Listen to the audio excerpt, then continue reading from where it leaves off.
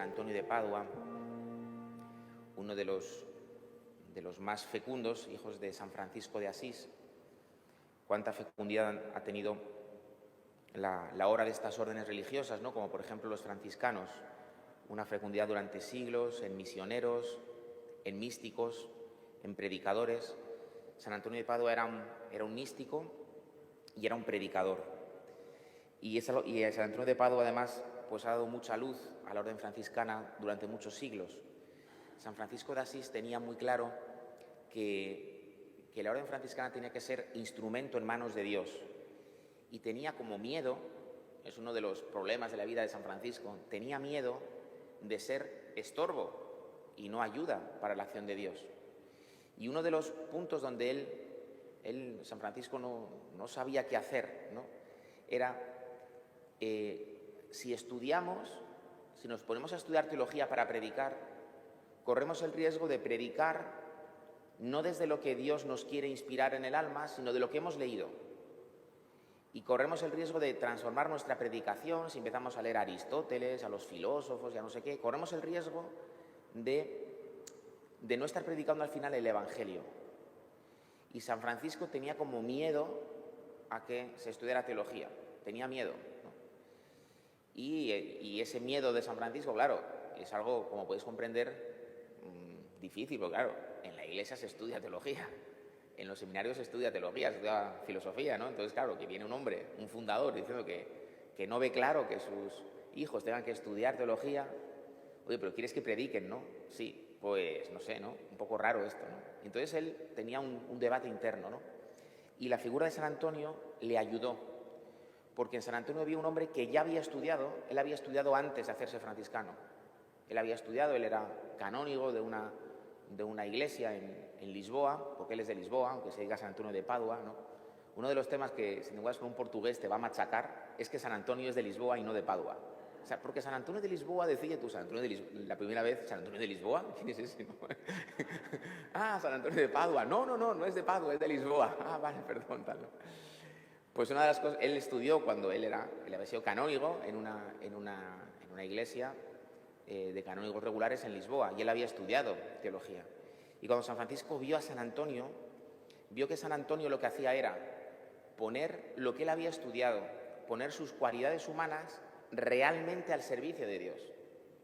No es que como tengo esta cualidad, no necesito acudir a la ayuda de Dios, que es lo que muchas veces hacemos nosotros. Muchas veces nosotros, ¿cuándo vamos a pedir por un examen? Cuando lo llevo mal preparado, ¿no? Entonces, cuando veo mis límites, acudo a Dios. Si no, ya tiro de lo que yo tengo, ¿no? Claro, uno no pide, ¿no? Si uno va sobrado de dinero, no le pide al Señor. Bueno, igual le piden más, porque la codicia es la codicia, ¿no? Pero cuando uno va sobrado de cualidades personales, ¿no? Pues no hace falta pedirle a Dios ayuda. Yo ya tiro, Señor, ¿no? Bueno, una ayudita para que se haga un poco mejor, pero vamos, que yo ya me las arreglo, ¿sabes? O sea, que yo ya funciono. Y a eso le tenía mucho miedo San Francisco. Y cuando San Francisco vio que San Antonio de Padua ponía sus cualidades, su estudio, lo ponía realmente al servicio de Dios. Y realmente dejaba que fuera Dios quien le moviera. Y él usaba la verdad que había estudiado, porque la verdad es una, y la verdad de la filosofía o de la teología es la de la revelación. Si es que no, quiero decir, la verdadera filosofía o la verdadera ciencia o cualquier cosa, ¿no? Si la ha creado Dios, no hay incompatibilidad. Pero San Francisco veía el riesgo de que nos apoyamos en nuestras cualidades personales y no en Dios. Y él, cuando vio a San Antonio de Padua y vio que San Antonio de Padua ponía sus cualidades al servicio de Dios, a lo que Dios quisiera, ¿no? Dándose cuenta de, aunque supiera cosas, pero que su ciencia, como dice San Pablo, es muy limitada. Limitado es nuestro saber, limitada es nuestra profecía, dice San Pablo, ¿no? Es muy limitado. Y San Antonio estaba, pues, mendigando a Dios, ¿no? Consciente de su pequeñez, por mucho que hubiera estudiado. Y era un hombre que era orden mendicante, los que se dedicaban a mendigar para comer. Y él vivía mendigando a Dios. Y él, claro, que aprovechaba lo que también Dios le había dado, ¿no? Que era lo que había estudiado, sus cualidades personales. Pero él vivía mendigando a Dios. Y él quería ser cauce de la palabra de Dios y del Evangelio, ¿no?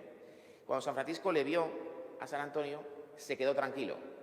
Y dijo, si lo hacemos como él, sí, ¿no? Y eso fue una gran luz para la Iglesia, ¿no? Y para toda la historia de la Iglesia, para la teología, ¿no? Y es una luz que también la que nos podemos enriquecer nosotros, aunque vosotros no estudiéis teología, que yo sí, ¿no? Pero aunque vosotros no estudiéis teología, la lección es evidente, ¿no? El Señor no quiere que acudamos a Él solamente cuando vemos que nos falta algo, ¿no? Y si no, pues ya tiro yo con lo que tengo, ¿no? Sino Él quiere que nos veamos pobres en todo.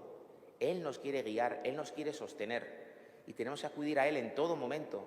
Y Él, claro que ha sembrado cosas ya antes en nuestra alma, algunas sobrenaturales y otras de orden natural, de educación de nuestros padres, de cosas buenas que tenemos, que Él nos ha preparado.